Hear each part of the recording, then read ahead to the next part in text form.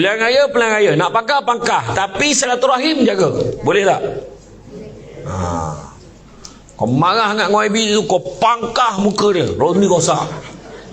Saya tak cakap YB ni lah. Tak lah. Maksudnya, macam ada yang tak berkenan kat hati kita. Tapi jangan bergaduh. Silaturahim kena jaga.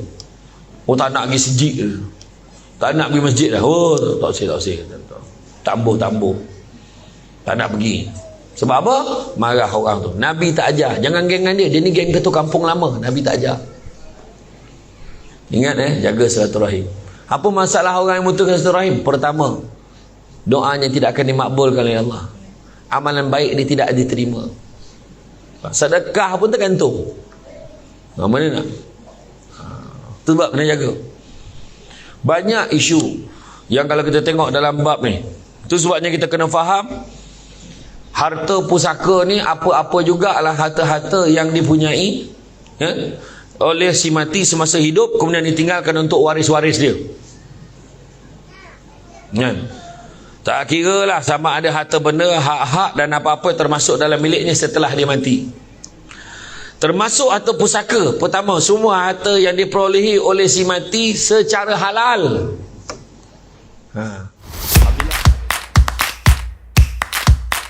Barakatuh. Alhamdulillahillazi arsala rasulahu bil huda wa dinil haqqi liyuzhirahu ala dini kullihi walau karihal kafirun walau karihal musyrikun walau karihal muslimun. Subhanaka la ilma lana illa ma 'allamtana innaka antal alimul hakim. Rabbi shrah li sadri wa yassir li amri wahlul 'uqdatam min lisani yafqahu qawli. Alhamdulillah, syukur kepada Allah Subhanahu wa taala. Segala puji bagi Allah Tuhan sekalian alam. Selawat dan salam ke atas junjungan besar Nabi Muhammad sallallahu alaihi wasallam. Terima kasih banyak diucapkan kepada puan pengerusi acara yang berbahagia Encik Wan Ahmad Rahimi bin Wan Saleh, Timbalan Pengurusan Pembangunan Kesedar, yang berusaha Encik Wan Afzan Nizam bin Wan Abdul Latif, pengurus bahagian pembangunan pertanian. Begitu juga Saudara Rashid Ismail, Ketua Peneroka Paluh 2, seterusnya tuan-tuan dan perempuan yang berkesempatan hadir pada hari ini. Alhamdulillah. Bak kata orang, berjalan-jalan ke atas titi, di hujung balai nampak cahaya. Alangkah riangnya rasa di hati, akhirnya sampai mikrofon ni kat saya. Dan hari ini pengacara majlis dia membacakan biodata saya berdasarkan maklumat yang diperolehi daripada internet. Jadi bukan semua yang boleh percaya dalam internet ni. Jadi bila dia sebut saya dilahirkan di kampung Aidedali, Jempol, Negeri Sembilan, maklumat tertinggal. Kampung Aidedali, Batu Kikir, Baru Jempol, Negeri Sembilan. Lain kali minta dengan PA. Ambil dekat dalam internet. Beliau digelar debat kerana penglibatan beliau dalam dunia debat dan pidato salah. Pun salah juga. Sebenarnya saya selalu explain kenapa saya dipanggil Syamsul Debat. Dulu waktu saya bergelar pengarah undang-undang, saya legal advisor pengarah undang-undang. Saya masa tu dah mula berceramah. Masa tu ceramah part time lah, suka-suka je ceramah. Saya kerja dia jadi pengarah undang-undang. Saya ada 80 orang penguasa bawah saya. Saya ada 10 orang bailiff, saya ada 10 orang bantu takbir, saya ada 2 PA, seorang India, seorang Melayu. Masa tu bila saya dijemput berceramah, saya tak nak pakai nama jawatan pengarah saya sebab saya tak nak orang call pejabat konflik. Orang call pejabat nak panggil ceramah, saya tak nak. Jadi saya pakai nama nama NGO saya. Bila saya berceramah di luar, orang akan kenal saya. Penceramah kita pada hari ini Saudara Syamsul Amri bin Haji Ismail, Presiden Pertubuhan Alumni Debat Malaysia, ADAM. Alumni Debat Malaysia, ADAM, nama persatuan. So entah macam mana dekat satu program di Kuala Lumpur, orang terlupa nama saya. Syamsul apa tak nama budak, tapi jawatannya debat-debat macam tu lah. Jadi dia tulis dekat whiteboard masjid malam tu, penceramah pada malam ni Syamsul Debat. Itulah mula. Dan Di kalangan yang dengar ceramah malam tu termasuklah salah seorangnya CEO TV Al-Hijrah. Dan dia mati-mati menyangkakan nama saya Syamsul Al-Dabati. Sebenarnya tu nama gelar je kan. Dia akhirnya nama tu melekat sampailah ke hari ni. Itulah punca dia. Kan? Jadi alhamdulillah hari ni hidup kita ni sementara je. Kan?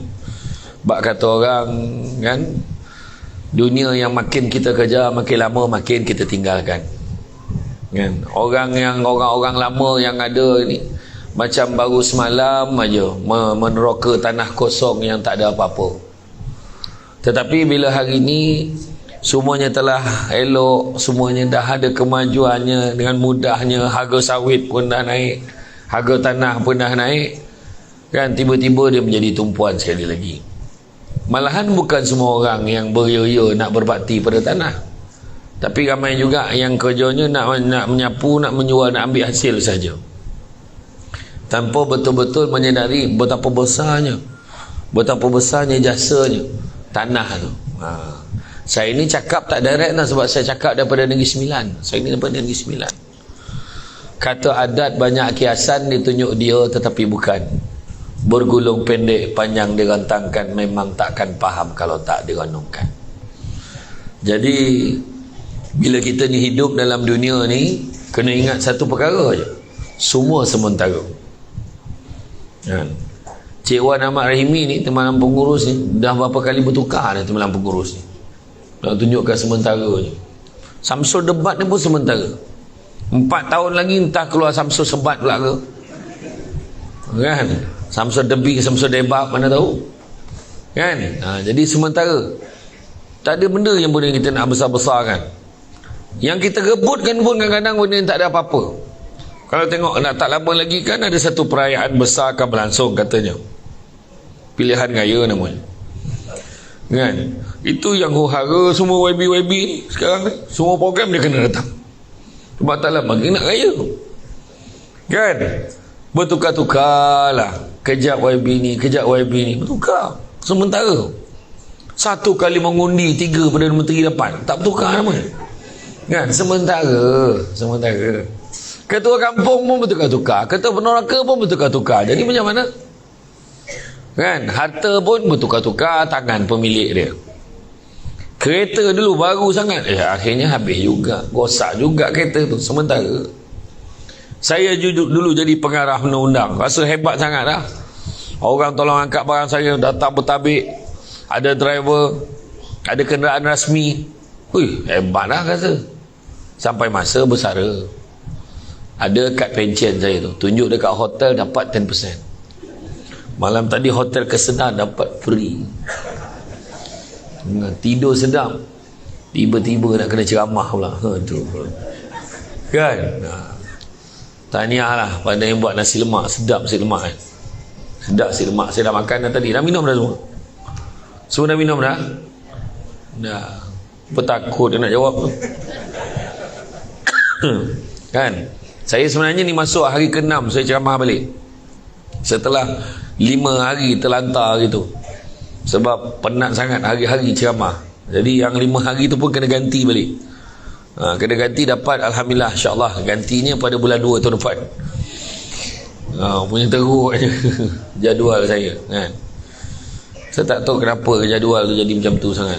Ni habis ni, habis ni kan malam kan tumpat, pagi esok Gemas, petang esok Seremban, malam besok Johor Bahru, lusa Melaka. Macam tu kan hari-hari. Jadi tak sahlah kahwin dengan ceramah, susah hidup kan. Tengok suami pun tak senggur je. Macam tu lah keadaan dia kan. Itu pun rezeki lah Allah bagi, dapat jumpa ramai orang kan. Bulan ni je 2 kali dah tangguh musang ya. Saudara, Alhamdulillah. Jadi semua orang ni apa yang kita nak kejar dalam hidup kita ni? Jangan kita nak kejar apa? Jangan nak kejar kaya. Saya selalu cakap, jangan nak kejar kaya. Sebab kaya tu apa? Kaya pun tak ada siapa boleh jawab kaya tu apa. Aku nak jadi kaya. Nak kaya. Tapi kaya tu apa? Kan? Dapat 10,000 kaya dah. Dia kata, tapi lepas tu habis. Miskin balik. Tapi berapa? 100,000 kaya? Tak kaya juga. 200,000 tak kaya juga. Rupanya Nabi dah sebut. Anak-anak Adam kalau diberikan 2 lebah emas, nescaya dia akan minta lebah yang ketiga. Bukan beg tau, bukan guni, bukan bilik tau, bukannya segudang, bukan, selembah, 2 lembah emas. Anak-anak ada, dia kata, kalau dibui 2 lembah emas, dia tetap akan minta lembah yang ketiga. Tak cukup punya teruknya manusia. Nabi dah kaji dah. Tu sebab ada orang dapat 500,000 tak cukup lagi, dapat 1,000,000 tak cukup lagi, bini seorang tak cukup, bini 2 tak cukup lagi, bini 3 tak cukup, bini 4 tak cukup, cerai seorang, kahwin satu lagi. Allahu Akbar. Kan itulah dia manusia. Tu sebabnya jangan minta kaya, tak pernah puas. Tapi Nabi ajar kita cari yang halal. Cari yang halal. Nabi kata carilah rezeki yang halal, kerana sesungguhnya yang halal itu cukup buat kamu. Cari rezeki yang halal. Tu sebabnya dalam hidup kita ni, kan, kita kena syukur satu perkara. Macam tuan-tuan, bersyukur tu bersyukur dengan hidup yang kita ada. Kadang-kadang manusia ni dia boleh tahan dengan hidup susah, tapi dia tak boleh tahan dengan hidup senang. Ada duit nak mengelumpur-ngelumpur, kena seorang babi lah. Nak beli tu, nak beli ni, nak beli tu, nak beli ni, nak cari tu, nak cari ni.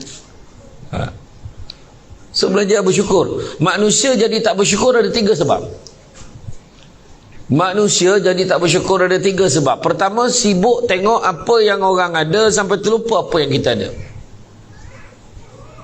Rumah dia besar tak boleh jadi, ni kena buat kat rumah besar. Kereta dia besar, aku pun kena tukar kereta besar. Rumah makin besar, orang makin tak ada. Rumah makin besar, bukan orang makin ramai dalam rumah tu. Anak masuk asrama, yang seorang masuk universiti. Sudah yang seorang tu kahwin pun tak duduk rumah kita, duduk rumah dia. Sebab rumah besar-besar, orang makin tak ada. Melancong satu dunia, jiran sebelah rumah tak kenal. Harta makin banyak, ketenteraman jiwa makin tak ada. Pangkat makin tinggi, kearifan semakin kurang. Perubatan semakin canggih, penyakit semakin banyak. 3 minggu lepas penyakit baru ditemui, sesama tomato. Gila betul. Penyakit sesama tomato keluar dari radio. Tuan dengar tak? Sesama tomato. Sesama tomato ni sakit sendi dengan demam, menjangkiti warga emas dengan kanak-kanak. Ingat Samsul Bak bawa cerita, main betul. Belajar semakin mudah. Sekarang dekat internet boleh belajar, dekat YouTube boleh belajar, dekat TikTok, dekat Facebook. Belajar semakin mudah, guru semakin tidak dihargai. Cikgu pun tak nak jadi cikgu dah sekarang ni. Berhentilah. Buat tak? Air minuman semakin banyak jenis, air bersih semakin tak ada.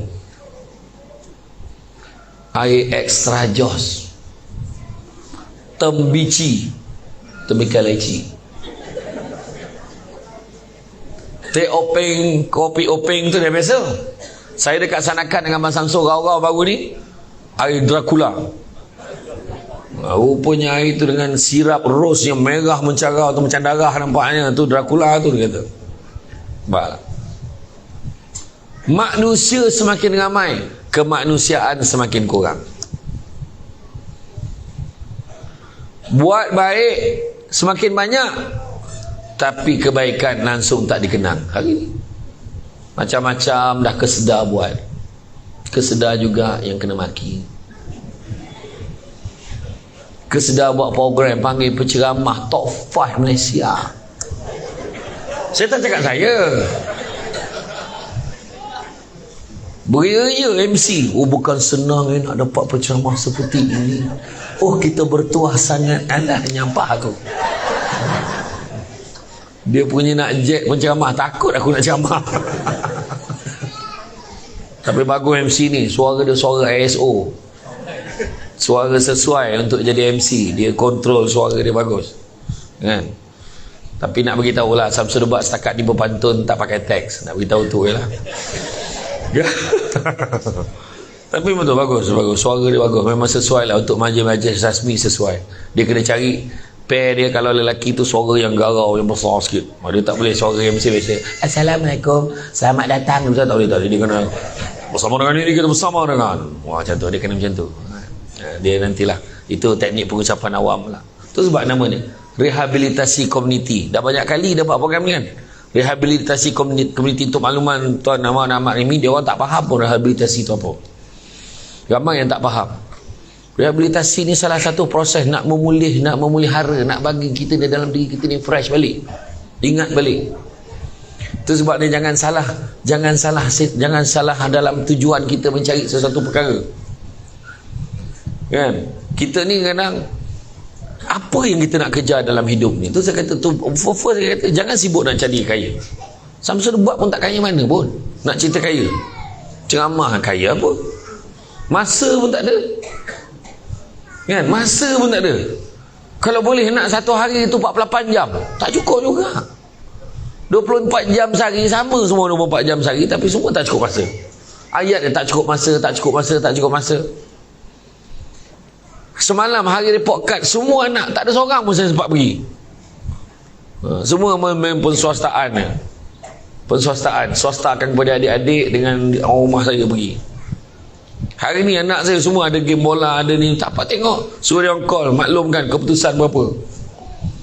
Macam tu keadaan. So macam mana? Kaya ke? Tak kaya, kan? Kaya ke tu? Kaya, duit banyak, pitih banyak, dia kata. Bukan kira pitih banyak, duit minyak je dah berapa. Nasib baik hotel free. Tak tahulah kalau dia bil kena bayar. Tak tahulah. Kan?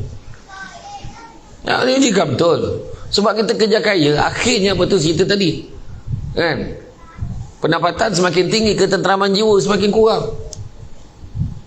Teknologi semakin canggih, aib dan fitnah semakin tersebar. Pangkat semakin tinggi, kearifan semakin kurang. Hari ini banyak betul masalah tu kalau kita tengok. Jadi itulah ujian dalam hidup kita. Kita nak macam mana? So jangan kerja kaya. Jangan kerja kaya tapi kerja apa? Jangan kerja kaya tapi kerja apa? Kerja bahagia. Kerja bahagia. Kan satu hari nanti kita akan sedar, bukan semua perkara boleh dinilai dengan harganya. Masa tu baru kita sedar. Tak bawa mati pun. Ingat tak nama raja yang terkenal dalam Islam, namanya Iskandar Zulkarnain, ataupun orang barat panggil dia Alexander the Great. Iskandar Zulkarnain kata, kalau aku mati nanti jangan lupa buat 3 perkara. Kalau aku mati nanti jangan lupa buat 3 perkara. Yang pertama, pastikan yang mengusung jenazah aku nanti adalah terdiri daripada kalangan tabib-tabib yang hebat-hebat. Tabib ni kata orang Kelantan, doktor. Mana tabib ni yang pandai mengubatkan orang. Pada ketika dulu tak ada doktor, namanya tabib. Yang kedua, waktu usung jenazah aku pergi ke kubur, pastikan ditabur segala harta kekayaan aku sepanjang perjalanan lu. Dan yang ketiga, waktu usung jenazah aku, pastikan kau biarkan tangan aku tu terkulai, biar orang nampak tangan aku tu terkulai tu. Biar orang nampak. Maka Panglima Angkatan Tentera pun tanyalah, kenapa kau nak buat macam tu? Kenapa? Pertama, kenapa aku nak suruh tabib yang hebat-hebat usung jenazah aku? Nak bagi tahu hebat macam mana pun orang tu menjadi doktor, menjadi tabib, dia takkan dapat mengubati, dapat menghalang kematian daripada berlaku. Walaupun dia doktor pakar KPJ, doktor pakar dekat hospital, HUSM Kubang Krian. Dia doktor pakar nombor 1 dalam dunia, gaji 50 juta sebulan. Dia tak boleh halang kematian pada berlaku. Kedua, kenapa ni taburkan harta kekayaan sepanjangnya? Kau akan tengok orang berebut-rebut nak ambil harta tu tanpa kau mampu berbuat apa-apa nak beritahu harta tu masuk dalam kubur. Kau tak boleh buat apa pun. Mati kita, kalau anak kata kita mati, anak-anak berebut harta kita, gagal kita sebagai seorang mak ayah. Tu cerita dia. Faham? Dan yang ketiga, nak beritahu kenapa nak beritahu tangan tu, nak terkulai tu, kenapa biar orang nampak. Macam mana kau lahir dulu tangan kosong, mati pun tangan kosong. Tangan terkulai layu di Tasik Madu, Fauziah Latif. Macam tu lah. Kan? Terkulai layu, tak boleh buat apa dah. Bak kata orang Kelantan, masa dah time. Dah sampai masa. Dah sampai masa kita akan mati. Jangan terpedaya dengan muda, sebab mati tak syarat tua. Jangan terpedaya dengan sehat, sebab mati tak syarat sakit. Ada orang sehat-sehat dengan ceramah pagi ni, balik sekarang tengah hari tidur tak bangun-bangun, mati. Mulalah keluar teori, patutlah masa ceramah Samsul debat tadi dia senyap aja, nak mati rupanya. Keluar cerita tu.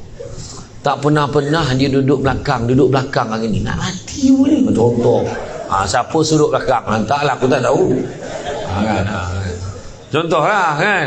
Jadi tak macam mana? Bermesej yang jelas. Tu sebab anak-anak kita ni kena didik dengan didikan agama. Bukannya harta benda. Tu sebabnya cerita pasal pusaka yang adil. Adalah pemberian harta ni, pembahagian harta setelah disucikan. Harta tu dibersihkan daripada segala kekangan-kekangan dan tanggungjawab. Bukan kira nak berebut aja. Faham tak? Ni kesedaran ni bukan hal dia. Hal orang nak berebut ni bukan hal dia. Hal orang berebut harta pilantokmu lah. Tapi masalahnya apa? Masalahnya kesedaran ni orang baik-baik. Nak tolong bagi selesai. Saya ni bolehlah cakap Kelantan sikit, tapi bunyi sial. Sebab Tok Guru debat saya, nama dia Cik Khairul Azhan bin Cik Ahmad. Dia roommate saya dalam di UiTM dulu. Dia mengajar saya debat dan pidato. Orang Kelantan. Tapi bila dia berpidato, hilang logat Kelantan dia. Bismillahirrahmanirrahim. OKM cik kata. Dia sekarang bertugas sebagai pegawai di Majlis Daerah Tanah Merah sekarang. Tadi lalu pun kontak dia. InsyaAllah malam kan ada appointment. Lama tak jumpa dia dah. Sahabat baik saya dunia akhirat, insyaAllah. Tapi itu dia. Itu sebab saya beritahu awal tadi, jangan nak kerja kaya tapi kerja bahagia. Kerana satu hari kita akan sedar bukan semua perkara boleh dinilai dengan harganya. Saya pergi ceramah di rumah orang tua-tua di Kajang. Saya terkejut. Saya ingat sama ni dalam drama tu. Ada seorang ni mak merayu-rayu, tolonglah mak, abang nak berniaga, dia kata. Suami ni nak berniaga. Jadi mak dia pun cagarkanlah tanah, tukar nama tanah tu kepada nama menantu dia. Tukar nama menantu dia supaya menantu dia boleh cagarkan tanah tu untuk buat berniaga. Tunjuk dia ada aset. Tukar je nama, minggu depan tu hantar mak rumah orang tua tu. Berlaku. Ada satu ni, dia kata, mak saya nak pergi luar negara, tapi seminggu je mak duduk sini, jangan risau. Dalam seminggu tu minggu saya datang jemput mak balik pada luar negara, saya jemput mak. Dia letak kat rumah orang tua tu. Tiap-tiap bulan, tiap-tiap hari, tiap-tiap minggu mak dia kemas barang. Anak tak jemput. Tak jemput-jemput. Rupa-rupanya anak memang tinggal kat situ terus. Kemudian bila cek nombor telefon dengan alamat anak dia, semua palsu. Tak dapat dihubungi. Macam tu lah perangai. Tu salah siapa? Salah siapa? Seorang lagi, pakcik tu dia duduk kat wheelchair. Saya masa tu nak bagi masuk, dia keluar pada bilik air, kalau wheelchair senyum je. Assalamualaikum, sihat. Muka ceria. Yang seorang cakap, tahu tak kenapa? Dia tanya saya, yang pengungsi pusat jagaan ni, dia tanya saya, Ustaz kenal tak tu siapa? Siapa? Kata. Yang tu bekas imam besar dekat satu daerah di negeri Melaka. Anak-anak semua tak nak jaga, letak dekat situ. So dalam hal ini macam-macam lah isu. Macam-macam isu. Saya ingat ada orang share dekat dalam media sosial, ada seorang anak, dia boleh sepak anak, boleh sepak ayah dia. Ayahnya tengah duduk, dia sepak ayah, terbalik ayah dia. Dia balik daripada luar, balik pop, dia sepak ayah dia, terbalik ayah dia. Maka ramai lah cakap, wah hajar punya anak, tak berguna punya anak. Betul, saya setuju. Tapi dalam satu perkara semua kena ingat, anak tu bukan tiba-tiba jadi kurang ajar. Bukan tiba-tiba jadi kurang ajar. Soalannya, siapa yang ajar anak tu jadi kurang ajar? Didikan sebenarnya. Tu sebab kata, biarlah kita miskin, tapi kaya budi bahasa. Makan sirih berpinang tidak, pinang ada di kota Melaka. Makan sirih menganyang tidak, tagah dek budi dengan bahasa. Macam tadi saya minum kat luar sana, nampak adab tu. Dia bagi gelas cawan siap dengan alas. Itu baru terbaik, budi bahasa. Bila menghulurkan air tu, minta maaf saya tak minum teh, saya tak minum teh susu, dah lama putus susu. Maka dia bagi saya tadi teh O, kan? Maka dengan cara menghulur tu kan dia elok, sap dia letak. Nampak? Itu adab. Itu yang tak ada pada hari ni. Dalam Malaysia hari ni kita ada masalah itu dengan anak-anak. Bertuahlah kalau hari ni boleh jumpa kanak-kanak macam Tuan Wan Ahmad Rahimi masa dia kecil dulu. Tuan Wan Ahmad Rahimi ni dulu dia kalau nampak orang tu, Assalamualaikum pakcik, pakcik sihat ke? Pakcik makan ubat dah. Dulu. Hari ni boleh jumpa. Ada tak budak-budak hari ni tegur macam tu? Budak-budak hari ni pegang tasbih kiri kanan. Subhanallah, subhanallah, subhanallah. Kalaulah main game tu zikir lah, main game tu zikir, dah ramai anak kita jadi wali dah. Dia boleh main game istiqamah, tak makan tak apa, tak tidur tak apa, dalam selimut nyala lagi. Buka lampu, tak buka lampu, buka pintu, tengok dalam gelap bercahaya muka anak ni, nur. Cahaya handphone dia ni main tu. Itulah penyakit budak ni. Sehingga kan kita terlupa apa yang Imam Malik pesan. Imam Malik pesan, biarlah ilmu sedikit, tapi jangan tak ada adab. Biar ilmu sikit, tapi jangan tak ada adab. Itu sebab penting adab. Kenapa kita letak ni kursi yang berbeza, 5 kursi kat depan ni? Sebab adab yang menghormati orang yang berpangkat tinggi. Orang yang pangkat tinggi ni tanggungjawab dia besar. Orang belakang yang komplain kursi kita kerah, apanya? Sebab tanggungjawab beza. Belakang tu balik pun tak perasan, depan ni kencing pun kena tahan. Betul. Tanggungjawab besar tu sebab saya tak lama duduk situ, saya cepat-cepat naik atas. Sebab tanggungjawab besar. Macam tu gak hidup kita. Oh dia pegawai, pangkat dia tinggi, jangan main-main. Oh dia YB yang berhormat, pangkat tinggi, jangan main-main. Yang kursi sedap, pangkat besar, neraka dulu. Termasuk yang bercakap ni. Tuan-tuan duduk belakang ni jangan komplain. Tuan-tuan komplain, bagus. Kita orang happy sebab apa? Korang komplain, mengutuk macam-macam. YB ni semua dapat masuk syurga sebab orang mengutuk, orang mengumpat. Tak berguna punya YB. Tu orang Cik Wei tu, mampu lagi baik dia tu. Contoh lah kan dia cakap macam tu. Kita orang dapat pahala. Ini buat program ni ingat free ke? Saya nak tanya, bayar berapa riyal seorang? Bayar berapa? Tak bayar. Makan ingat free. Tempah nasi lemak bayar. Penceramah bayar. Saja dah ingatkan, takut terlupa. Gurau-gurau. Tapi betul. Itu sebab anak-anak kan sampai satu tahap, saya pernah tengok sendiri dalam bab pusaka ni. Saya tengok depan mata saya sendiri, memang benda ni berlaku. Meninggalnya ayah tu, 10 beradik ni bergaduh menjerit-jerit pasal harta. Kenapa macam ni? Kenapa macam ni? Kenapa pula Along dapat lebih? Kenapa ni? Apa ini bukan anak ke? Bergaduh. Masa hidup seorang bunyi pun berani pun tidak. Dah mati semua jadi macam tu. Betul. Ini realiti. Realiti masyarakat kita. Berebut untuk benda yang tak ada apa-apa. Tapi ada juga keluarga yang saya tengok sendiri, meninggal ayah macam ni lah. Untuk rumah ni kita bagilah dekat Kak Long. Sebab Kak Long pun kebetulan Kak Long memang tak ada rumah. Biar Kak Long duduk kat rumah ni, Kak Long jaga rumah ni. Lepas tu motosikal ni biarlah dekat kampung ni. Kalau kita balik senang kita nak pakai. Tak usahlah siapa bawa balik. Nak berebut pula harta motosikal ni. Paling tidak kita bela, kita jaga sama-sama. Rumah ni jangan kita biarkan kosong. Kalau tidak raya kita boleh balik. Kumpul adik-beradik. Yang tanah ni bagilah dekat Angah. Kesian Angah nak usahakan. Apa pandangan?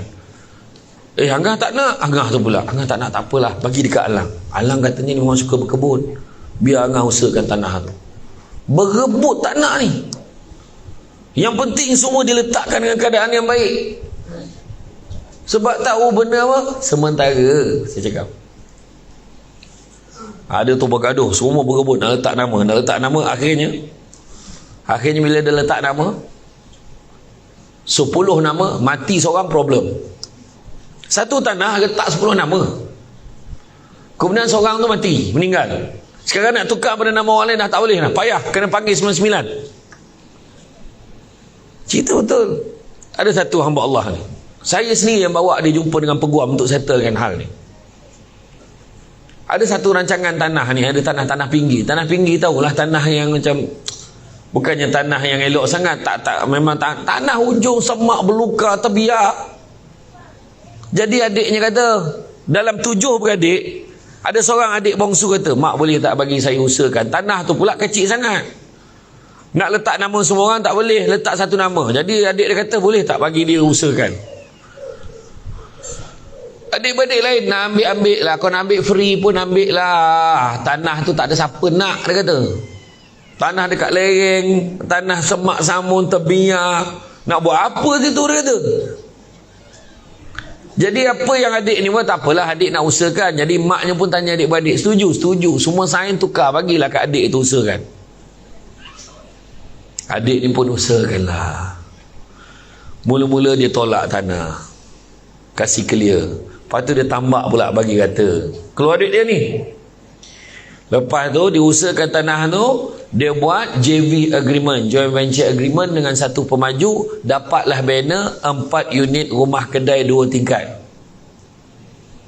So sebagai balasan, dia dapat 1 unit dan juga dapat duit jualannya berapa juta, dapat 1 point berapa entah.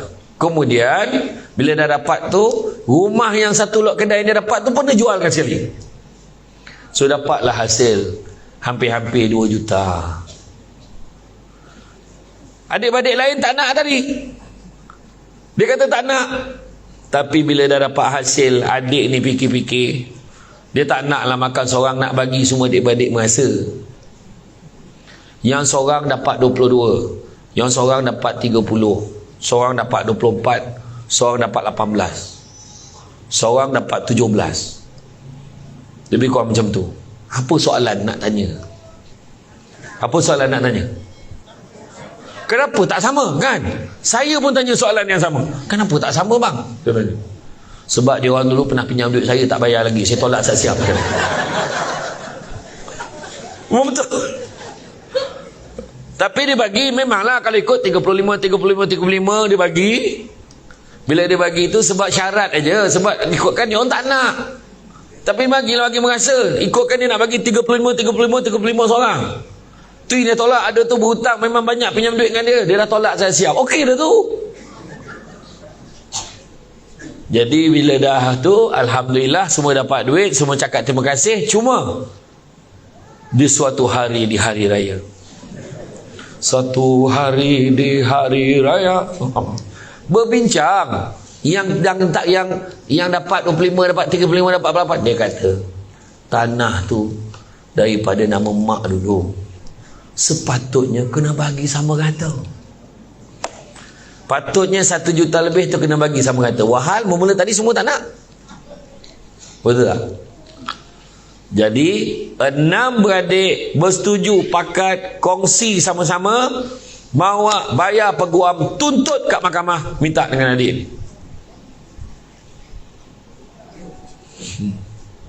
3 tahun turun naik mahkamah. Akhirnya mahkamah membuat keputusan dia bagi untung. Mahkamah tak cakap macam tu lah, saya nak ringkaskan. Maksudnya bila dia ni ikutkan tanah tu nama siapa? Tanah tu nama adik tu, dah tukar nama adik tu. Dalam torrent sistem perundangan Malaysia, dia pakai mirror principle, prinsip cermin. Nama siapa yang ada dekat atas tanah tu, maka dialah yang berhak. Faham? Nama yang tak ada, jangan dulu saya dah lama duduk kat sini, saya lah yang berjual atas tanah ni. Ni dari segi prinsip undang. Maka mula dia cerita kisah dia, orang tu orang sama dengan kita. Sabar. Bawa tenang. Jadi apa yang berlaku, sebab saya sendiri bawa, tanyalah peguam Tuan Hanif Hassan dekat Serman. Saya bawa sini kat Firman Guaman tu, saya yang tolong dia, minta dia bincang dengan peguam ni yang terbaik dekat Negeri Sembilan ni. Dia suggest sekarang. So selepas 3 tahun diputuskan kalau tuan punya rumah, tuan punya tanah, kalau ada dia tak nak bagi pun boleh, tapi kalau dia dah bagi, alhamdulillah dia dah bagi tu. Maka akhirnya permohonan ke-6 beradik tadi ditolak dengan kos. Mana tolak dengan kos, dia kalah dan dia kena bayar kos mahkamah. Dah lah peguam kena bayar, kos mahkamah pun kena bayar. Tetapi natijahnya sampai ke hari ini adik-beradik hubungan tak baik. Silaturahim jangan main-main buat silaturahim. Nabi sebut, kalau boleh saya nak semua ingat ni tentang hadis ni. Nabi sebut apa? Tidak ada dosa yang lebih berhak Allah segerakan seksanya di atas dunia dan simpan seksanya di akhirat. Saya ulang balik. Tidak ada dosa yang lebih berhak Allah segerakan seksanya di atas dunia dan simpan seksanya di akhirat. Maknanya dunia dah kena seksa dah, ada balasan Allah dah bagi, akhirat pun ada simpan untuk orang tu. Iaitu yang pertama, dosa menerhaka kepada kedua ibu bapa, dan juga yang keduanya dosa memutuskan silaturahim. Jangan main-main. Jangan gaduh-gaduh lagi. Kita tak boleh baik dengan dia parti lain. Tu Nabi tak ajar. Ingat yang cakap ni betul ni. Pilihan raya, nak pangkah, tapi silaturahim jaga. Boleh tak? Kau marah dengan YB tu, kau pangkah muka dia, Rodney rosak. Saya tak cakap YB ni lah, tak lah. Maksudnya macam ada yang tak berkenan kat hati kita, tapi jangan bergaduh. Silaturahim kena jaga. Tak nak pergi sejid, tak nak pergi masjid dah. Tak usah. Tambuh. Tak nak pergi. Sebab apa? Marah orang tu. Nabi tak ajar. Jangan geng dengan dia. Dia ni geng ketua kampung lama. Nabi tak ajar. Ingat jaga silaturahim. Apa masalah orang yang mutuskan silaturahim? Pertama, doanya tidak akan dimakbulkan oleh Allah. Amalan baik ni tidak diterima. Sedekah pun tergantung. Mana nak? Itu sebab kena jaga. Banyak isu yang kalau kita tengok dalam bab ni, itu sebabnya kita kena faham harta pusaka ni apa-apa jugalah harta-harta yang dipunyai oleh si mati semasa hidup, kemudian ditinggalkan untuk waris-waris dia. Tak kira lah sama ada harta benda, hak-hak dan apa-apa termasuk dalam miliknya setelah dia mati. Termasuk harta pusaka. Pertama, semua harta yang diperolehi oleh si mati secara halal. Alhamdulillah ada hasil curi dia tu ada kat bawah tanah tu. Contoh dia mencuri lah, contoh lah kan. Jangan. Curi ni termasuk jugalah mempunyai satu pemilikan kepada tanah. Kan? Berdasarkan persetujuan perjanjian, ada perjanjian antara tuan dengan dia, tetapi hak milik mutlak bukan dekat dia, dekat kesedar contoh, maka tak sah perjanjian tu. Perak. Sewa yang belum dijelaskan kepada si mati, itu harta pusaka. Hutang kepada si mati yang dijelaskan selepas kematian. Assalamualaikum, ni kebetulannya ada duit hutang saya belum bayar lagi kat arwah ni. Ni ambil lah 50,000. Itu pun harta pusaka. Dividen faedah yang terbit daripada harta si mati. Ada dividen lepas mati tu baru umum dividen. ASB ke, dia punya saham tak handsome, tak apa, janji kaya. Contohlah kan. Kemudian penama takaful, simpanan KBSP bernama ataupun tak bernama. Dan begitu juga barang yang terbit selepas mati seseorang daripada usahanya semasa hidup dia. Itu adalah harta pusaka. Yang bukan harta pusaka, harta yang telah dijual secara sah. Yang jual secara tak sah ni, contohlah macam ni lah. Orang nampak kereta saya tu, kan, kereta pinjam. Kan? Jadi nak beli dengan ustaz boleh, tak masalah. Boleh, saya pun jual. Okay, kita pun sign. Saya tak bawa ni lah, kita sign ni je lah, kita je lah. Sign, saya jual murah je. Saya jual 50,000 je. Harga dekat pasaran berapa ratus ribu, saya jual 50,000. Gila, harga kancil dia kata. Contohlah kan, dia beli 50,000, saya pun sign, saya ambil 50,000, dia pun ambil kereta bawa balik dengan senang hatinya. Kan? Akhirnya mati ayahnya. Anak berebut nak ambil, rupa-rupa cek, rupanya nama kereta tu nama isteri saya. Isteri saya, tak, aku nak balik kereta tu. Maka pemilik sahnya tadi adalah isteri. Sepatutnya perjanjian dengan isteri, bukan dengan saya. Dah tahu geran tu nama kesedar, kenalah minta clearance daripada kesedar. Faham? Iyalah, saya tak tahu pasal ni, Ustaz. Ignorance of law has no defense. Kan? Tak tahu bukannya satu alasan untuk mengesahkan satu perkara itu boleh dilaksanakan.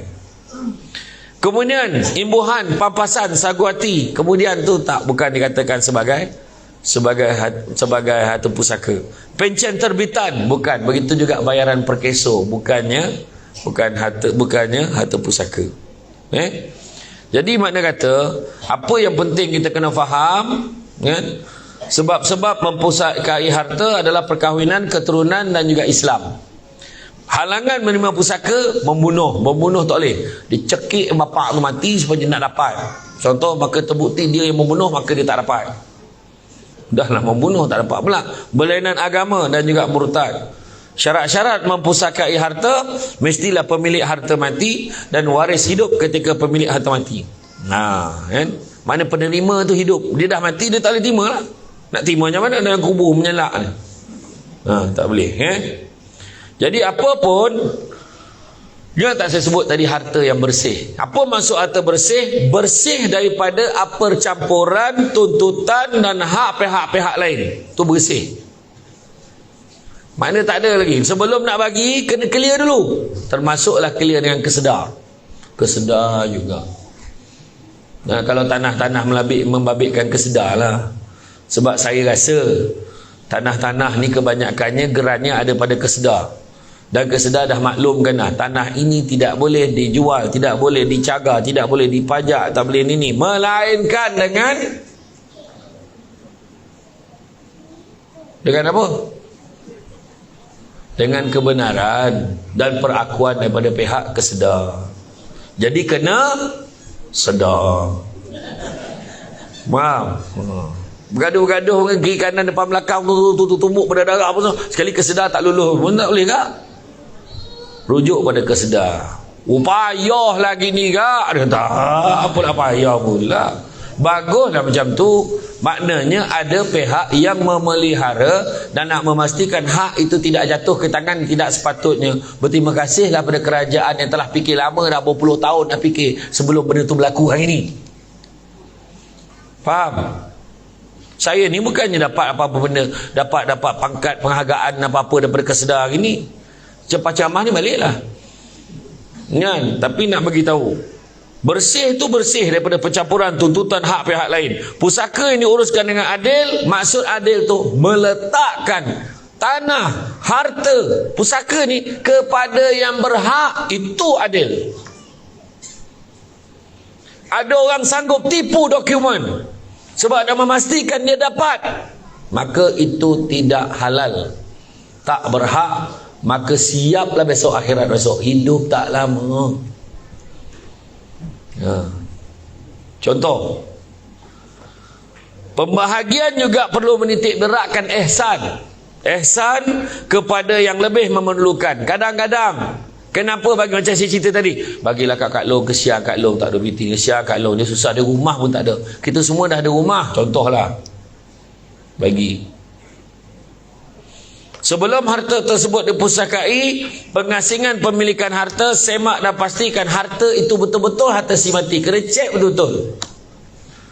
Dia yang bagus orang Melayu Islam ni, dia ada satu kelebihan. Pernah dengar tak amanah raya? Dengar tak amanah raya? Amanah raya, kalau dia nak charge dalam pembahagian harta, faraid dan sebagainya, setiap 10,000 tu berapa persen dia ambil?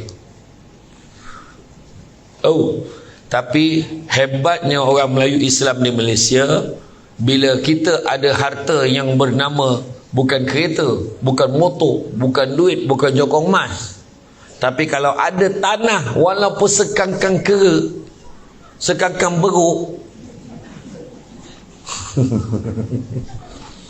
ada tanah, alhamdulillah, syukurlah, sebab harta-harta lain boleh tumpang tanah untuk kita bahagikan tanpa bayaran kepada amanah raya. Arwah abah saya dulu kebetulan ada satu rumah di rumah rakyat Pancur, nama dia, rumah kampung.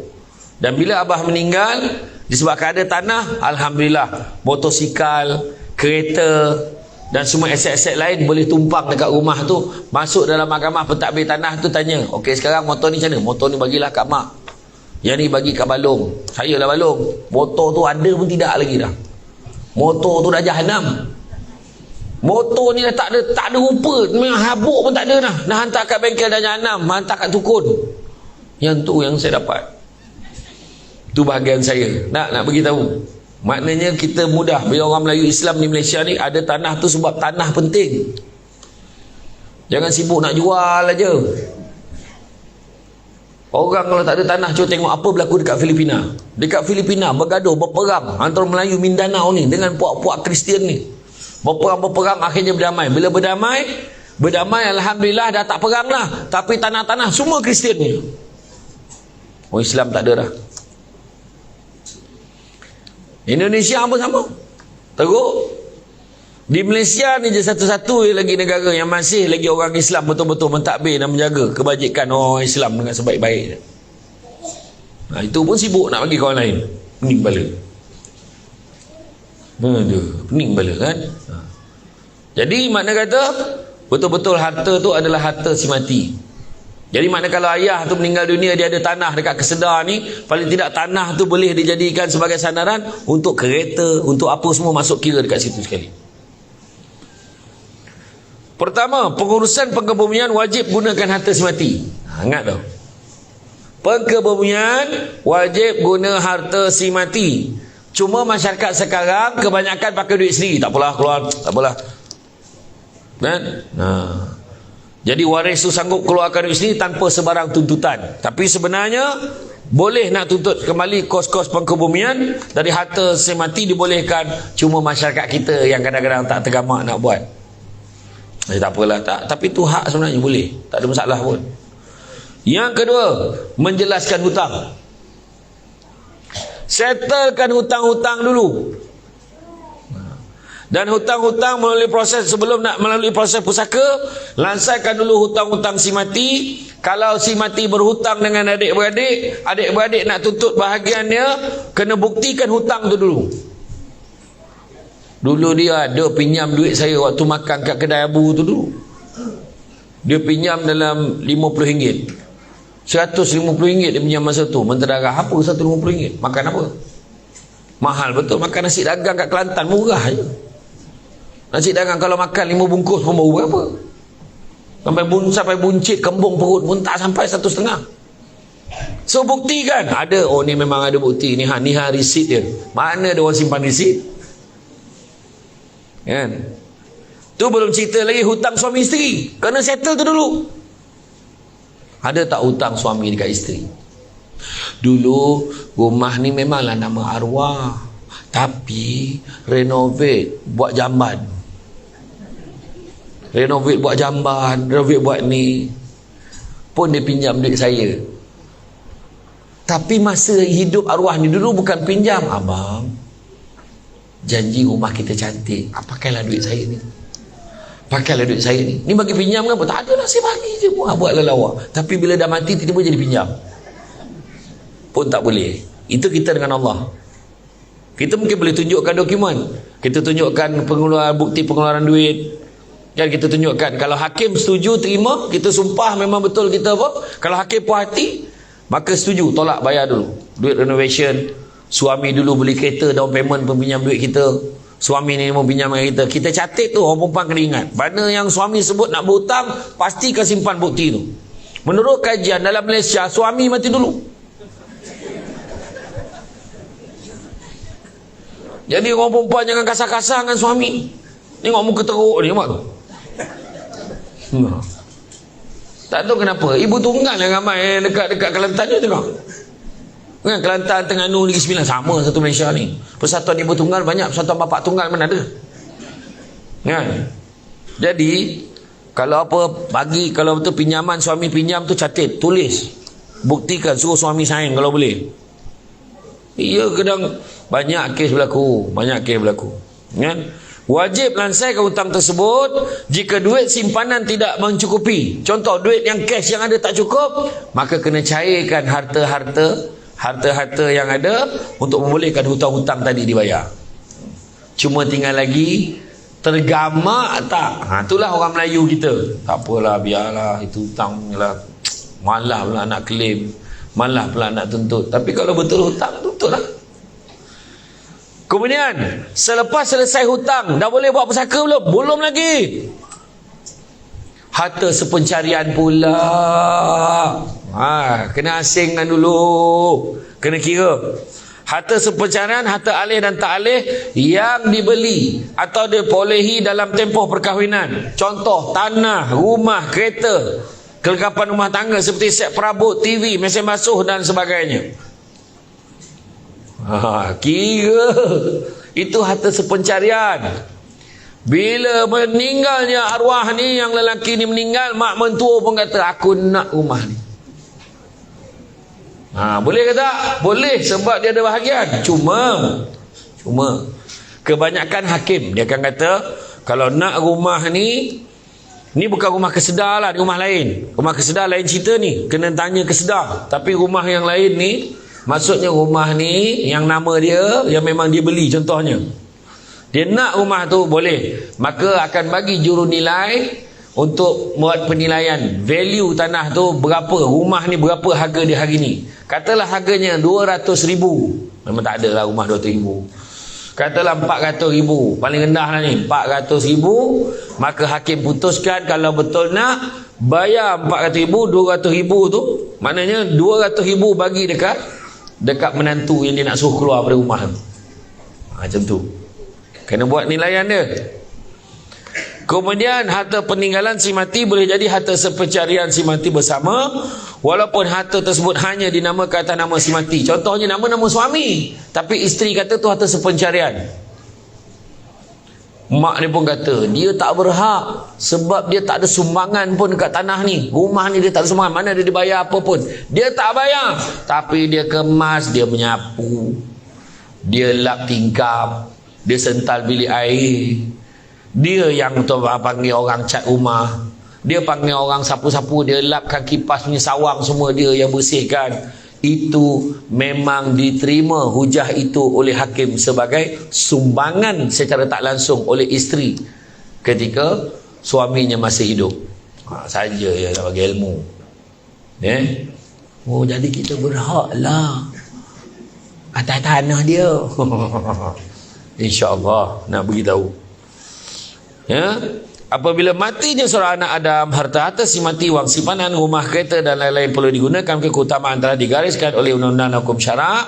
Harta tersebut patut digunakan untuk bayar pengkebumian, bayar segala hutang si mati, bayar hutang si mati terhadap pasangan keluarga jika ada. Kemudian harta sepencarian pun dikira, dan setelah hutang dibayar, bahagian pasangan dibahagikan ikut perintah mahkamah. Harta yang masih ada itulah harta yang bersih yang boleh difaraidkan. Nah tu saya nak bagi faham betul-betul. Ni kan bergaduh. Ni rasa banyak 500,000. Contoh katalah nilai rumah 500,000, tapi benda apa nak kena settle dulu. Kita faham. Ya. Jadi kalau ahli waris bersetuju untuk menolak bahagian faraid dan membahagikan sama banyak antara waris lelaki perempuan, terpulanglah pada pembincangan. Kalau tidak pembahagian kan perempuan 1/6.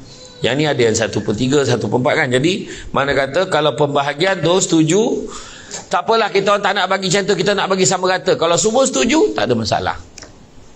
Ya. Okey, dan hendaklah direkodkan di pejabat pusaka. Jadi apa pun nak beritahu, ada 3 tanda-tanda orang gila dunia. Tanda orang gila dunia. Tanda orang gila dunia ada 3. Yang pertama, dia gilakan pangkat kedudukan sementara. Macam saya sebut tadi, ada kedudukan sampai masa habis. Saya jadi pengarah sampai masa pencen. Ada dekat pejabat tanah nombor 1 tu, pejabat tanah dan daerah. Nombor 1 tu. Tiba-tiba dekat masjid ujung tiang macam ni. Kenapa tu? Pencen. Pencen. Berapa lama kita berjawatan kan sampai masa pencen. Yang kedua, pasangan suami isteri sementara gila sangat dengan isteri dia. Dulu elok sangat, bercinta pun semua. Elok lah. Dulu sebelum kahwin elok pergi masjid. Kahwin langsung tak pergi masjid dah. Dapat bini baru, lawa. Hari tu dah menduda lama. Bini meninggal. Umur dah 65. Sekali kahwin dapat bini umur 25. Oh, aloh. Tak jumpa je lagi masjid. Bini lawa. Oh, abang. Tak kira. Ya.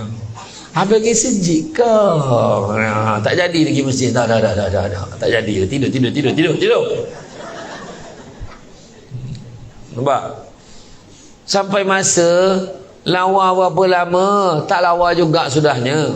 Lagi satu lawa ni subjektif. Ada orang pandang orang ni lawa, ada orang pandang orang ni tak lawa. Ada orang cakap ni Lafah tu lawa sangat. Kat saya biasa je. Jadi tu saya tak berebut dengan Piuris tu, kata dia lah. Contoh. Allah. Tapi tu cakap, kadang-kadang kita ni pasangan, suami kita ni kaya, suami bagi duit, sampai mata suami meninggal, hilang duit setiap bulan yang dapat tu. Suami I bagi I 2,000 sebulan, you ada. Sekali suami mati tercekik sudu. Gemam je, mati. Hilang 2,000 sebulan. Dia buat apa sementara. Macam tu je dengan harta.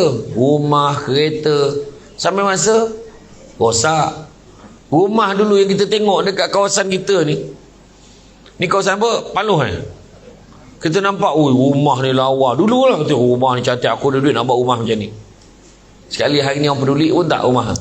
Ada rumah baru lagi naik, lagi cantik lagi. Macam tu lah keadaan dia. Dulu ingat tak, saya ingat masa saya kecil dulu, kereta paling lawa ni Pajero. Kaya naik Pajero. Sekarang orang tak heran. Kesedar pun tak bawa Pajero dah sekarang. Dia bawa kereta apa nama tu? Hyundai apa? Tucson. Punya laju ditinggalkan aku tadi. Engkau ni nak ajak aku ikut ke tidak? Kita kena cepat, kita dah lambat. Tahulah dah lambat. Aku ni ikut engkau ni, kau laju ni pahal. Satu-satu dia potong sebiji macam bas Naila ni. Ingat Abang Naila dulu macam situ. Sup. Dia ni nak bagi kita ikut kan tidak ni kata. Dia kata, kau main laju dia. Itu bila saya sampai tadi dah siap diri nyambut dah macam ni. Laju betul. Biarlah kata. Saya baik sampai. Kau yang main aku buat bahan ceramah ramai. Kan. Allahu Akbar. Dia dah ambil gambar dengan aku tadi. Laju tu dia tak peduli dah. Aku hantar kau lah sampai ke tak sampai tadi kan. Main lagi dia.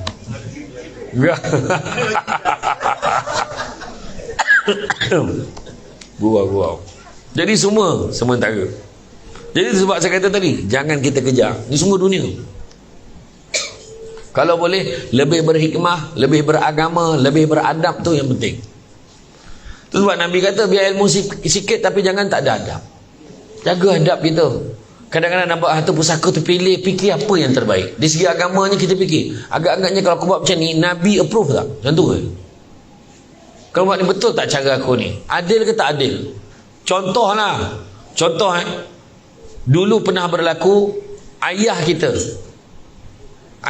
atau mak kita, dia bagi dekat pengusaha, dia jual dekat pengusaha ni tanpa pengetahuan kesedar. Sekarang ni siapa salah? Cuba cakap. Siapa salah ya? Susah nak jawab kan? Nak mengatakan orang tua kita salah susah nak cakap. Tapi orang tua kita tahu. Sepatutnya tahu undang-undangnya tak boleh jual. Contoh. Jual lah dekat pengusaha. Dan pengusaha ni pula tak ada niat apa-apa. Oh ya ke? Betul ke ni? Alhamdulillah saya belilah. Masa dulu mungkin murah. 20,000, 30,000 je beli tanah. Tapi bila dia dah beli tanah tu, dia usahakan sampailah dapat hasil. Sampailah ke hari ni. Akhirnya dapat tahu rupanya tanah tu dia tak boleh nak memilikinya pun. Kita sebagai anak-anak, saya bukannya nak ajar apa, tapi kita kena fikir juga tu. Memang saya nak tuntut hak saya, tanah tu saya nak ambil. Betul kita ambil. Tapi yang pengusaha ni, just nak tanya je lah. Dari segi kemanusiaannya, dulu dia beli dengan ayah kita, niat dia macam mana? Adakah dia paksa dia cekik ayah kita, kau berjuang dengan aku sekarang, dia nak aku bunuh kau? Tak ada. Ayah kita dapat hasil tak? Dapat hasil. Memang betul harga hari ni 500,000. Harga dulu 30,000. Tapi 30,000 dulu lebih besar daripada 500,000 hari ni. Dia usahakan tanah tu. Jadi kita sebagai orang manusia yang ada iman ni, tak apalah pakcik, tak apa. Yang ni saya beli, saya ambil hak saya. Hak kami adik-beradik kami ambil dari segi haknya.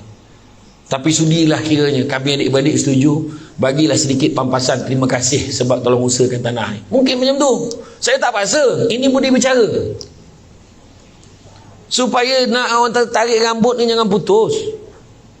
Kan? Tepung tak berselerak. Ni bukan, ni saya bagi idea contoh. Sebab orang yang membeli ni pula pun tak niaya juga. Sebab dia ingat dulu boleh. Macam-macam ayah kita janji kat dia. Tak apa pun jangan risau, nanti sampai masa esok jadi hakmu ni. Aku garanti, aku tak akan tuntut balik. Memang aku tak tuntut, anak aku tuntut. Mak, benda ni yang kesedar tak tergamak nak cakap dengan you all aku sebut. Kesedar ni nak selesaikan baik-baik. Korang tak nak dengar. Oh tak ada. Ni hak kami. Bawa mengucap sikit.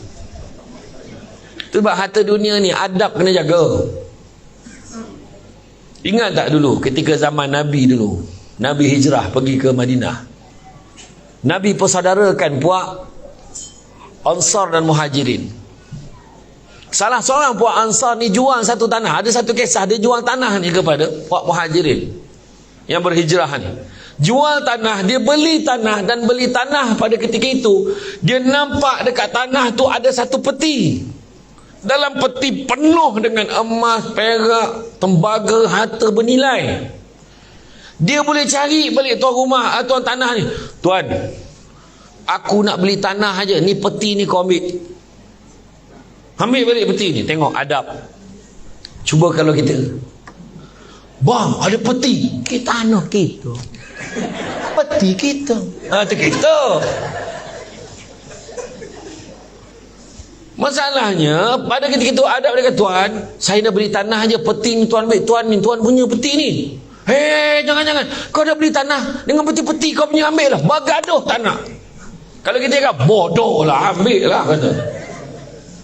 Tak. Dia boleh bergaduh. Akhirnya macam ni lah. Kita tak payah gaduh-gaduh gini. Kita tengok siapa lalu atas tanah ni, kita bagi peti ni. Lalulah seorang lelaki, dia pun cerita kaza wa kaza macam ni, tadi kami macam ni. Jadi kami dah putuskan, siapa yang lalu dekat tanah ni kita bagi peti ni. Ambil lah peti ni, lengkap dengan harta-harta ni, ambil lah emas perak ni semua. Lelaki tu kata apa? Aku dapat lalu dekat tanah ni pun untung, aku tak nak. Allah bodohnya lah. Kita cakap, dia pun tak nak tengok adab orang macam tu, tak nak berebut harta ni, harta dunia ni. Sudahnya bincang-bincang macam ni lah. Kau ada anak tak? Ada. Anak lelaki. Kau anak perempuan. Kita kahwinkan anak kita, kita bagi harta. Kahwinlah anak dia pada malam pertama. Abang dapat nikah dengan abang ni pun satu harta tak ternilai rasanya. Jadi dua-dua itulah samalah dengan abang. Jadi pulang balik, tak nak juga harta ni. Akhirnya bawa kepada Nabi, bincang, jual tanah dapat sikit, beli tanah dapat sikit, yang lalu dekat tanah tadi dapat sikit, yang pengantin tadi dapat sikit, balance letak dalam reserve negara. Nak bagi tahu adab. Nampak tak? Tu sebab orang cakap, tu sebab saya datang tadi tu mula-mula elok, slow cakap sebelum saya nak bagi poin tu. Adab. Dia tak boleh terus masuk gear 3. Dia 1 dulu. Baru dia ini belum apa-apa kau dah tinggalkan satu debat, kau cepat sampai je. Kau main laju buat kereta. Contoh. Dia baru sedar tu, yang dia kesedar. Tak ada lagu kau. Kalau dia tak temankan saya bawa makan tadi, bagus tadi makan kat depan gua tadi. Apa nama tempat tu tadi? Masjid Buloh. Tempat situ tadi. Kesian tengok budak tu main sailing tadi. Tergantung budak tu ke tengah tu. Budak tu ringan agaknya, tak cukup berat. Ya. Jadi mana kata dia siap adab. Kalau nak mencari pokok berbuah, pucuk elobek dahan berdaun. Kalau nak jadi insan bertuah, duduknya beradab, tegaknya bersantun. Tak usah gaduh-gaduh. Tak elok nampak kita orang Islam ni macam tu. Ya. Maknanya kita hikmah, baca percaya pada hikmah, adalah rezekinya. Yang penting kita selamatkan tanah tu. Bagus dah, kesedar dah jaga tanah tu, alhamdulillah. Cuma tinggal lagi kita kena ambil kira semua perkara. Dari segi adab, jangan kita nafikan kerah. Tak boleh tadi, tak boleh. Sabar, cuma fikir dulu, bincang elok-elok. Sebab harta ni tak buat mati kan. Harta tak buat mati. Yang pentingnya kita ni, yang hidup ni, nak bagi warisan yang terbaik. Kalau balik nak ceritakan, biar ni yang hasil perbincangan kita tu yang baik-baik aja yang sampai kepada orang kemudian. Banyak saya tengok keluarga jadi berpecah belah, hidup jadi tak tenteram, masing-masing dengki menengki. Kita ni nak hidup selamat, okey. 5 perkara saya nak pesan dekat semua orang-orang yang berada di bawah naungan kesedar ni. 5 perkara nak bagi tahu, termasuk orang kesedar sendiri yang tinggalkan saya tadi. Ini 5. Yang pertama, sabar. Sabar banyak. YB pun kena sabar, pegawai pun kena sabar. Sabar semua, sabar. Sabar ni yang tolong kita. Pak Aus dan Khazraj dulu bergaduh berpuluh tahun, beratus tahun, sampai terlupa sebab apa dia gaduh. Bayangkan tu. Bergaduh ni teruk sampai terlupa sebab apa gaduh. Rupanya zaman kita ni dah berlaku dah. Mak, kenapa kita tak baik dengan dia? Bukan tu pakcik kita ke? Entahlah zaman atuk kau dulu, tak apa halnya. Nampak? Dia pun dah terlupa sebab apa dia gaduh. Kan? Sabar banyak-banyak. Jangan kita terburu-buru dalam kita buat keputusan. Nak marah, sabar, bincang elok-elok. Datang kat kesedar, jangan maki-maki. Datang kat kesedar, jangan kita marah. Ni kesedar ni nak tolong kita ni. Ni kesedar belum apa-apa lagi dia dah booking. Belum apa-apa lagi ni, rehabilitasi komuniti ni dia dah bincang dah nak buat program 5 tahun lagi. Tahun depan atau satu lagi tahun ni nak booking. Halung. Kita nak booking ni, nak booking gitu.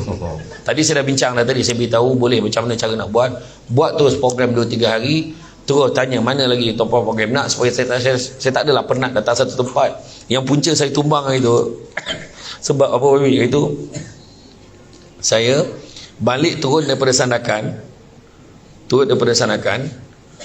saya dengan Samsoro, saya pula pergi ceramah di KL. Malam tu di Jasin, Melaka. Habis di Jasin, esok pagi tu kem Sungai Udang, tapi tak boleh nak tidur sana, hotel penuh. Balik Sereman dulu, pergi kem Sungai Udang esoknya. Habis kem Sungai Udang, masa tu suara dah serak dah tu. Habis kat kem Sungai Udang, petang tu dekat Butterworth. Sorry, boleh kan? Petang tu dekat Sungai Siput Perak. Habis Sungai Siput Perak, malam tu sampai pukul sebab jam. Habis Sungai Siput Perak, pagi esok tu Tanjung Malim. Habis Tanjung Malim, petang tu Butterworth, kena naik jambatan. Habis Butterworth, malam tu Kulim. Habis Kulim, pagi esok tu Kota Baru. Saya pagi tu sampai dekat hotel tu pukul 2 pagi. Tak ada bilik, ada satu bilik je. Bilik semua penuh. Apa hal semua orang pergi Kelantan ni? Saya kata. Saya pun telefon. Hello, telefon ni hotel. Ada satu hotel, saya tanya. Hello, Holiday Villa ada kosong tak? Tak ada. Holiday Villa penuh. Holiday Villa apa penuh? Oh, rupanya hotel yang aku duduk tu hotel Holiday Villa. Aku pergi telefon pula hotel tu. Memanglah tak ada, sebab bilik tu aku dah ada situ satu. Punya peningnya pagi tu. Pagi esok tu ceramah dekat hospital HUSM Kubang Kerian. Habis kat situ petang tu Mahkamah Kelantan. Malam tu Felda Arif ni kat Kumusang ni. Habis Felda Arif kat Kumusang. Pagi esok tu dekat Mindef, Kementerian Pertahanan, ceramah untuk anak-anak dengan mak bapak dia.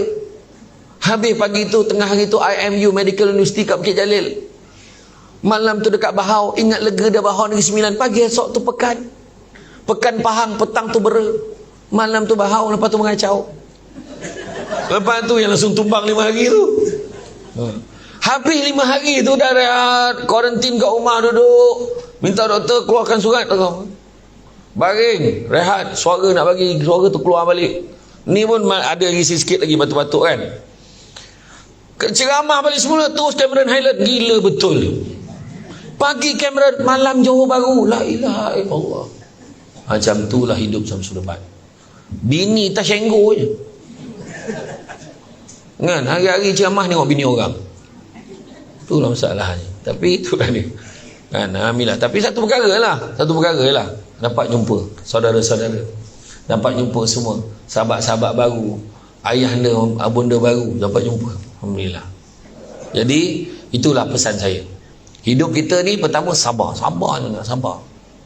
Jangan terburu-buru. Kedua, syukur, belajar syukur. Syukur alhamdulillah kita ada tanah. Takbir elok-elok. Syukur alhamdulillah kita ada kesedar, tolong jaga. Kalau biar bagi dekat kita, lama habis dah tanah. Bukan saya nak cakap apalah, orang Melayu ni banyak perangai ni yang kadang tak tahu dah bagi bantuan tu. Saya pernah buat motivasi untuk bantuan. Bila bagi, adalah kerajaan bagi bantuan kemiskinan bandar. Dia tengok keupayaan ekonomi seseorang tu. Yang seorang ni, dia kata dia biasa bela ikan semilang. Orang Negeri Sembilan, ikan keli pun sebut ikan semilang. Tu dia kata, kalau orang Negeri Sembilan sebut ikan semilang salah, itu kan keli. Ikan semilang masak belada tu maknanya ikan keli. So dia kata dia biasa bela ikan keli. So kerajaan bagi satu peruntukan, siap bagi benih ikan keli, bagi mesin korek tanah, tinggal nak masukkan air je dengan lepaskan benih ikan keli. Yang seorang lagi pula, dia kata dia dah biasa bela kambing. Kerajaan bagi peruntukan duit sikit dan bagi dua ekor kambing jantan, 2 kambing betina, boleh kacuk biar ada kembang biak. Yang seorang lagi tu pula buta. So kerajaan bagi peruntukan sikit, renovate pula rumah dia, 1 bilik, untuk bilik dia buat refleksologi, kemudian hantar dia kursus untuk kursus urut. Alhamdulillah. Lepas tu diminta saya bagi motivasi untuk dia orang sebelum dia orang dapat duit dan dapat apa semua. Alhamdulillah. Selepas 6 bulan kita pergi tinjau yang menjaga ikan keli tu, alhamdulillah, segala mesin dengan benih tu semua jual kat China. Yang kambing tu tadi habis semua jual. Tak nak bela. Yang elok yang butanya. Sebab buta tu boleh lari ke mana? Apa benda nak jual? Tak, tapi bukan apa, alhamdulillah dia mengurut apa semua sampai hari ni. Dan anak-anak dia yang masa tu, sebab kebetulan saya ceramah untuk mak ayah belah sini, dewan yang sebelah anak-anak murid saya yang Yusim mengajar, yang bagi motivasi belajar. Anak dia dah jadi lawyer dah hari ni. Nak tunjuk tua dah Samsul Lebat masa ceramah ni. Bayangkan, itulah perangai yang paling sedih sekali nak tengok. Bukan kita tak tolong. Kita tolong macam-macam miwat. Macam hari ni kan, saya dengar Kesedar bagi duit allowance bulanan berapa? 1,000 apa?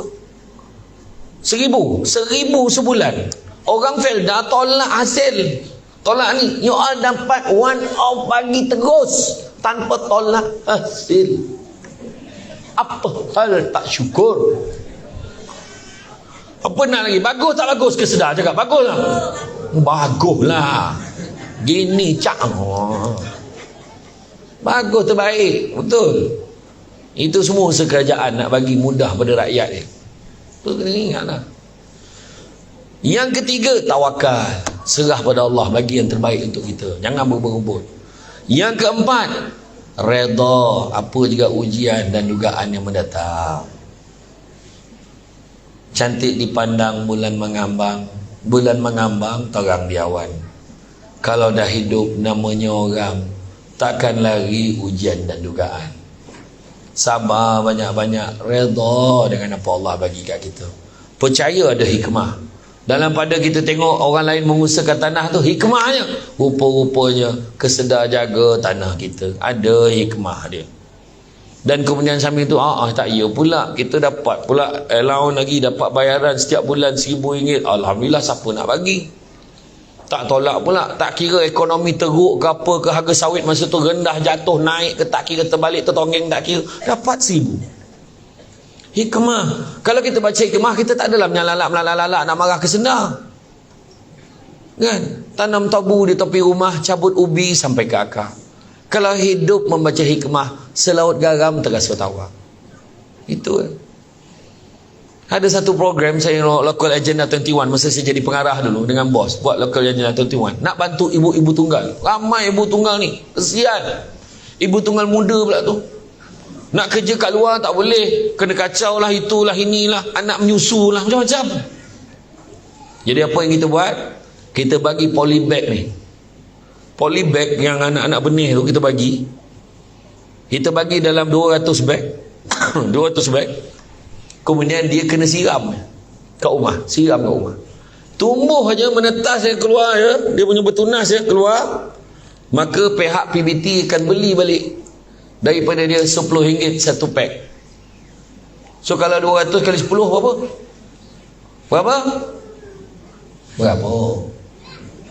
10 riyal kali 200 bag berapa? 2,000. Bagus tak projek tu? Bagus tak? Bagus kan? Tapi semua ibu tunggal tu kata payah, bagi pitih sebenarnya. Dia orang tak nak, dia pulang balik polybag tu tak nak. Tu pula perangai. Tu saya kata, kadang-kadang orang Malaysia ni, dia kalau boleh, kalau minta kerja tu, kalau boleh kerja yang tak ada kerja tapi gaji tinggi. Boleh tak? Ada tak kerja yang tak ada kerja tapi gaji tinggi? Macam tu lah. Apa nak buat? Jadi penceramah senang, dia kata, kau cuba berdiri depan tengok, senang tak senang tengok. Nak bagi orang dengar sampai sejam ni janji sejam dah lebih dah ni. Berapa jam dah? Sejam lah. 2 jam dah. Oh ya Allah Akbar. Nasib baik dia letak saudara Samsul Debat. Saudara Samsul Debat SSD. Kalau Ustaz Samsul Debat USD, lagi mahal, payah nak bayar dia. US dollar ni. Gurau. Dan yang akhir sekali selepas redha. Pertama saya kata tadi, sabar, syukur, tawakal, redha. Yang terakhir sekali, ikhlas. Harta ni yang kita ada ni ikhlas kerana Allah. Usahakan ikhlas. Bagi ke anak-anak ikhlas. Bagi dekat orang ikhlas. Jual ikhlas. Berurusan dengan Kesedar ikhlas. Bila ikhlas, serahlah pada Allah bagi ganjaran yang terbaik untuk kita. Jangan sibuk dia kejar-kejar dunia ni, tak ke mana. Tu sebab saya cakap dengan isteri saya, abang ni ikhlas dia camah yang nak memarah abang asyik camah. Kan tahu tak, abang camah ni 2-3 tahun je lagi. Besok abang dah duduk rumah, jangan kau muntah tengok muka abang, sudahlah. Iya bang, yang ni cakap je, rindu kat abang je. Betul. Semalam baru jumpa kejap dah keluar. Malam tadi dah keluar pergi. Kau ikut kan petang semalam nak gerak dah, tapi rindunya besar. Dapat peluk anak, dapat peluk isteri jap, malam tadi baru gerak. Itu Itulah cerita dia, ikhlas. Mudah-mudahan Allah balas lah kan. Nana pula peminat saya kebanyakannya semua orang tua, bukan muda-muda. Nak bergambar ustaz. Yang dekat Felda Agung Musang itu, yang Felda Ring itu, daripada dalam telekung ambil gambar. Keluar mini love ni lah, terkejut aku lah. Aku pun bergambar macam ni, dia dan dia kata dahsyat orang tua sana. Tu belum cerita dekat Rompin tu. Dan saya tengok lepas tu dia bergambar tu, ketua kampung duduk depan, yang perempuan duduk belakang, makcik-makcik tu belakang. Tiba-tiba makcik tu free size, dia kata. Apa pula free size pula kata. Alah yang macam ni tu, itu freestyle makcik. Menyebut free size, kawan tu lebar, macam mana nak free size? Allahu Akbar. Macam-macam lah kan. Jadi apa-apa itulah saya minta satu, kita ambil balik apa yang Nabi sebut. Nabi sebut anak-anak Adam kalau diberikan 2 lebah emas tak pernah cukup. Mana Nabi kata tak pernah cukup. Tapi Nabi sebut cari yang halal itu cukup buat kamu. Dan satu lagi Nabi ada sebut, manusia yang paling kaya adalah manusia yang merasa cukup dengan apa yang dia ada. Itu dia. Ya? Jadi rasa cukuplah setakat tu. Saya faham. Signal tu saya faham. Jadi kalau bagi muka yang pandang tak lepas, yang seorang tu dah macam ni, tumbuh lutut kan? Itu saya faham. Tak ada masalah, saya faham. Ya, dan lepas tu dah cas bateri penuh lah tadi nak ambil gambar, saya tahu. Betul. Jangan risau, gambar tegak RM10, gambar rebah RM15. Bayar kat kesedang, ya. Jadi tadi saya maafkan tadi siapa yang mengumpat saya tadi, saya maafkan. Tadi lah lewat. Saya bukan lewat, saya kena tinggal tadi. Kau main laju awak kereta. Kan? Yang kedua tadi yang mengumpat tadi tingginya lah. Saya maafkan. Saya buka emas tadi, ada yang cakap, oh nak dalam TV nampak tua, wah hajam. Itu pun saya maafkan. Tak ada masalah. Jadi insyaAllah ada kesempatan saya dengan rakan-rakan daripada Kesedar pun dah bincang tadi. InsyaAllah kalau ada apa-apa kita akan uruskan. Saya dah beritahu dah tadi, waktu minum tadi pun saya dah bincang macam mana nak susun program supaya saya tak adalah penat. Saya sebenarnya ikutkan, memang camah saya dah diuruskan. YB pun ada terbabit tak saya, patutnya ada program dah disusun dah waktu tu. Saya sepatutnya ada di Kelantan 4 hari berturut-turut masa tu. Semua masjid, beberapa tanah merah, Kalang Cepu semua ada, tapi PKP. Langsung tangguh. Sebab saya dah lama tak pergi camah dekat Kelantan ni. Dulu kalau saya pergi pun tanah merah, tempat sahabat saya tu adalah untuk PBT Suruh Negeri Kelantan. Saya pernah pergi dekat Masjid Daerah Ketih. Bukan Ketih. Bandar Islam. Pergi kat sana. Sonok saya dapat kepuk. Honok betul saja. Jadi apa pun saya ucap terima kasih. InsyaAllah apa-apa pun ingat, harta ni sementara aja. So takbirkan dengan baik. Sebab apa tajuk tu dia kata, ada beritahu pusaka yang adil kita dihormati. Maksudnya apa? Maksud kenapa dihormati tu? Sebab nilai kita ni jangan rendahkan dengan harta benda. Jangan. Nilai manusia ni jauh lebih baik daripada itu. Itu sebab kena ada ilmu. Itu sebab kita kongsikan hari ni supaya kita ada hala tuju mana yang kita nak pegang. Jadi tuan-tuan dan puan-puan sekalian, saya ucapkan terima kasih banyak sekali lagi atas sudah mengundang saya. Bak kata orang cantik dipandang rumah penghulu, kayu terukir dari papan, alang-alang menuntut ilmu, sebutir pasir kembangkanlah menjadi intan. Sepandai-pandai tupai melompat, akhirnya jatuh ke tanah jua. Walaupun perkongsian sudah tamat, mudah-mudahan meresap ke dalam jiwa. Budak-budak membawa galah nak menjolok buah berangan. Kalau adalah silap dan salah, dikata tidak, dicaci jangan. Tenang-tenang air di laut, sampan kelok mudik ke Tanjung. Hati terkenang mulut menyebut, jasa baik Kesedar menjemput, rasa nak junjung.